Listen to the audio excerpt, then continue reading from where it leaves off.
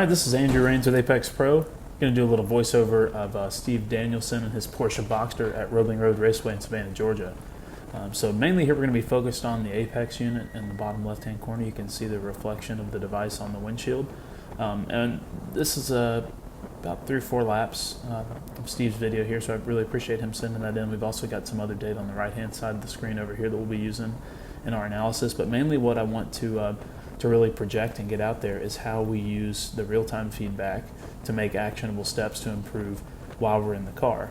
And if we're not able to capture that while we're in the car, then what we can do while we're maybe analyzing a video like this, or even looking at our post-session data on the Apex app, to take those steps and improve our driving and ultimately be safer and faster on the racetrack, which is all of our goals. So we're going to go through turn 5 here, and we'll notice this is kind of a little bit of a problem spot for Steve.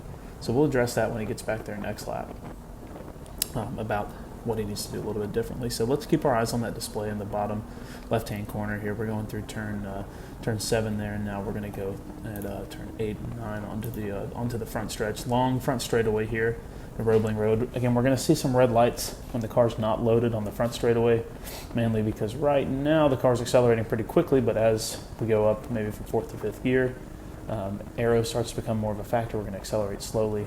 And the device is trying to encourage us to accelerate faster, so maybe need more horsepower. So here we're going to see Steve brake just after the 5.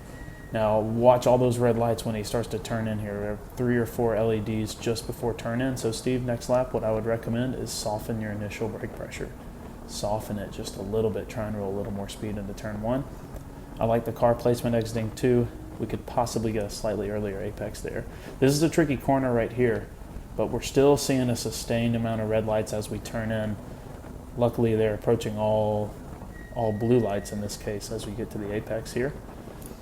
Now we're entering turn 4, another sweeping right-hander. Lots of sweeping corners here at Roebling, which actually works really well for the apex display. Now there was a big amount of red lights there, and this is kind of our trouble spot that we really need to address. So watch the throttle input here. See how Steve's on the throttle early, but not quite the full throttle. And I don't know if that throttle readout looks like just a little bit is showing there at the beginning, meaning you might be on or off the throttle. But Steve, in turn 5, I would recommend waiting just a hair, just a few tenths of a second before you squeeze back to full throttle. Now here we're approaching super fast turn 8 and 9 complex. I would play around with the car placement a little bit here. Have an experimenting mindset to gain speed through there, to show the device something a little bit different. It's showing us pretty close to the limit of the car there. I would think that's one of our better corners. Now we're going to go back into the hard braking zone at turn 1. I want to see threshold braking, but ultimately we can be braking deeper.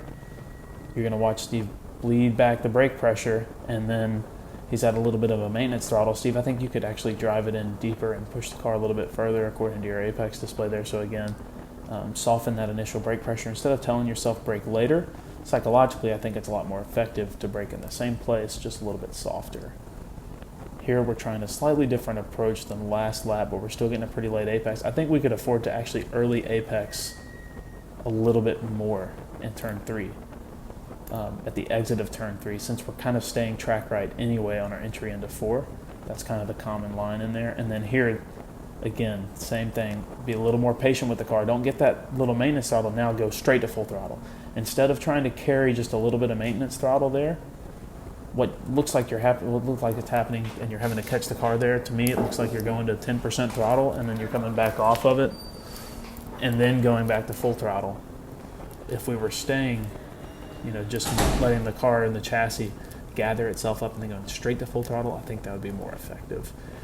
Again, we can roll a little bit more speed. So the common way to look at, and the way I think it's most helpful to look at red lights on our display on the Apex device, basically that's telling us, yes, there's more grip, which means we could roll in more speed. So the way we remedy those red lights, basically we have to come back the next lap and try something a little different.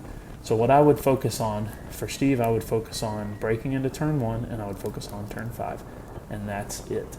Identified by those 2 more problematic areas, or the 2 areas where there's probably more to gain than anything else, would be 1 and 5, would be my recommendation.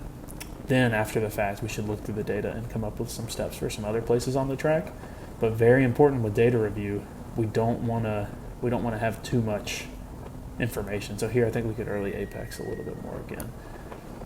Work on less and less brake pressure there until you start pushing wide here in turn 4. And then turn 5 again, drive it in just a little bit deeper than we have been and wait on the throttle. We're going to do it here. We still started squeezing to really resist that going back to throttle there earlier, Steve. If you can drive it in deeper in 5 and just really not go back to throttle. Notice we didn't have the bobble that lap. You having to catch the car with the steering, and I think that was because you waited a little bit longer and applied the throttle once the chassis settled and went straight to full throttle. Remember, it's all about getting to full throttle as soon as possible, not getting to throttle as soon as possible. You want to get that foot all the way to the floor. Again, we're going to see some red lights on the straightaway. That just means you need more horsepower. Go spend more money on your motor. I'm just kidding. But it looks really good. Hope that was helpful. Really enjoyed it. Thanks again, Steve.